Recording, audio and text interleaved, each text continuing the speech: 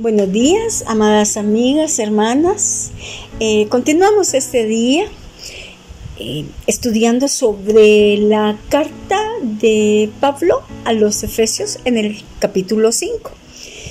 El día de ayer finalizamos con algunos pecados que Pablo mencionaba, y estos pecados son los que estaban cometiendo en ese momento los efesios, ¿verdad?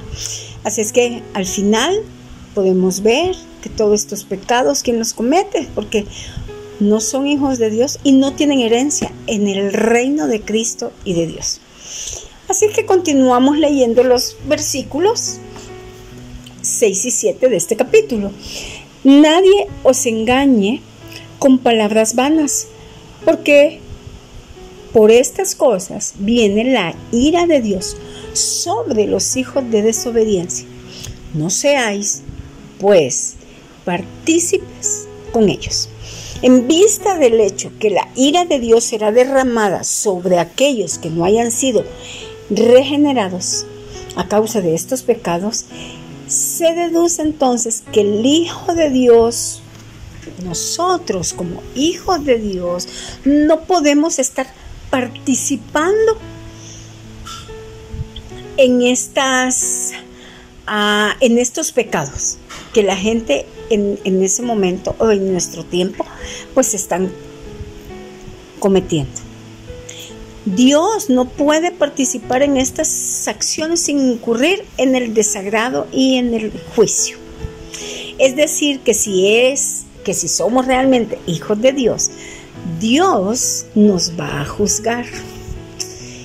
En 1 Corintios 11, 31 y 32 dice: si pues nos examinásemos a nosotros mismos, no seríamos juzgados, mas siendo juzgados, somos castigados por el mundo.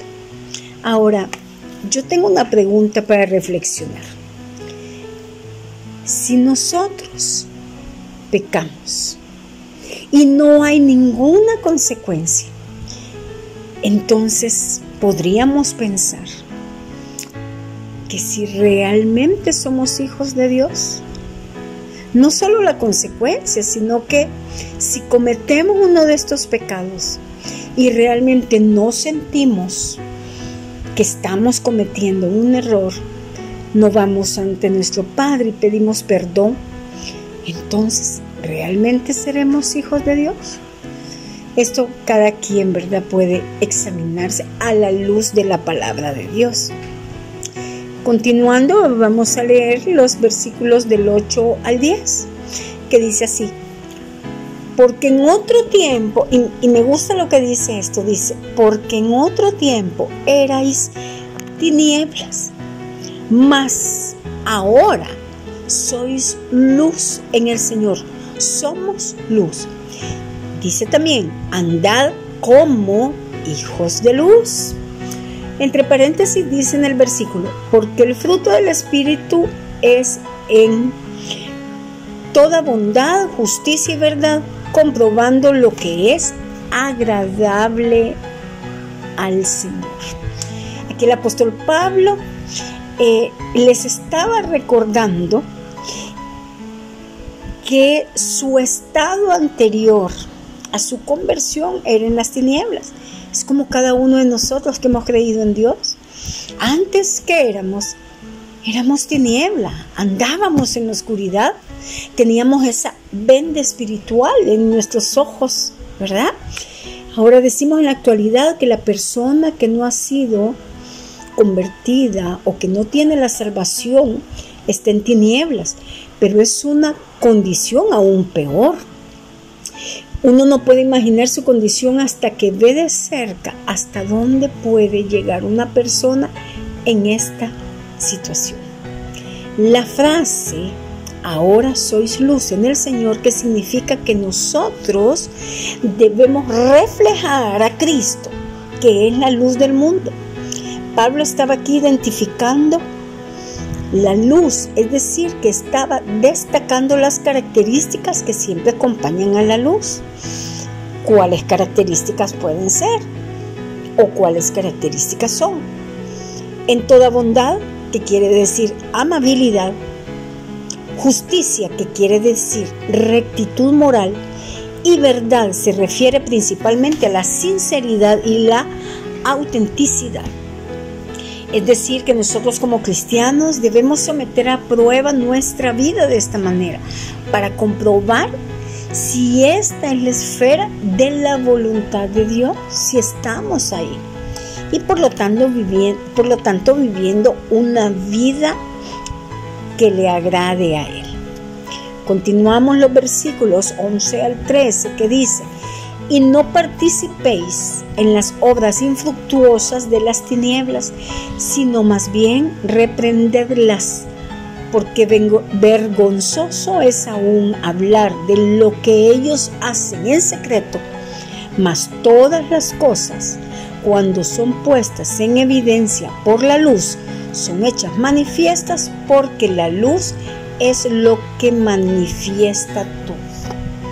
Aquí instruye en cuanto a no tener nada que ver con las obras infructuosas de la oscuridad. Como hijas de Dios, simplemente no podemos participar en las obras inútiles de las que pertenecen el reino de la oscuridad. De la misma manera que la luz y la oscuridad no pueden mezclarse en el mundo físico, porque da vergüenza aún mencionar lo que los desobedientes hacen en secreto. Más bien hay que desaprobar esas prácticas. Ello no significa que nosotros como cristianos nos convertiremos en reformadores. Quiere decir que por la luz que refleja nuestra vida, el mismo es un reproche de esas obras de la oscuridad. La luz revela lo que la oscuridad oculta. La oscuridad no es apartada por predicar sobre ella. La oscuridad es disipada por la presencia de la luz. Nosotros no podemos juzgar. Solo Dios, Cristo, pueden juzgar.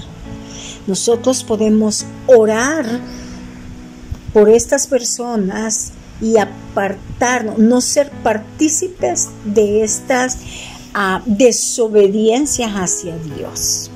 El único que puede hacer una obra reformadora en cada una de estas personas es el Espíritu de Dios.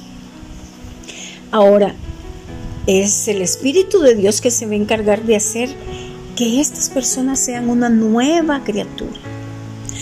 Ahora, hay una frase que me gusta que dice que la oscuridad se desvanece en presencia de la luz.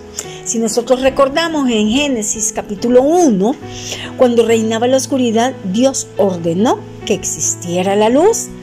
Así también en la creación espiritual, Él trae la luz a nuestros corazones.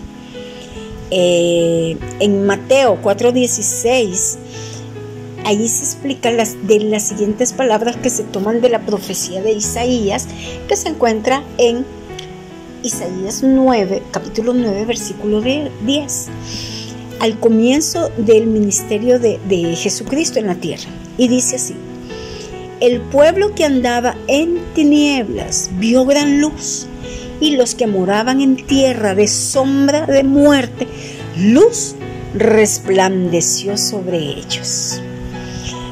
Ahora, en Juan, capítulo 8, versículo 12 dice: otra vez Jesús les habló diciendo: yo soy la luz del mundo. El que me sigue no andará en tinieblas, sino que tendrá la luz de la vida. Entonces, acerquémonos a Cristo, sigamos con Él, y por su obra en la cruz, la cual derrotó las tinieblas y ahora resplandece la luz en nuestras vidas. Gracias, Padre, por ese sacrificio. Gracias por tu Hijo amado Jesucristo, quien es la luz del mundo. Señor, pedimos por estas personas que no te conocen, que tu Santo Espíritu haga la obra redentora en cada uno de ellos. Y a nosotros como hijos tuyos, danos esa fortaleza para no ser partícipes de las obras de las tinieblas. Gracias, Padre, por tu bondad, por tu amor, por tu misericordia, en nombre de tu Hijo amado Jesucristo. Amén.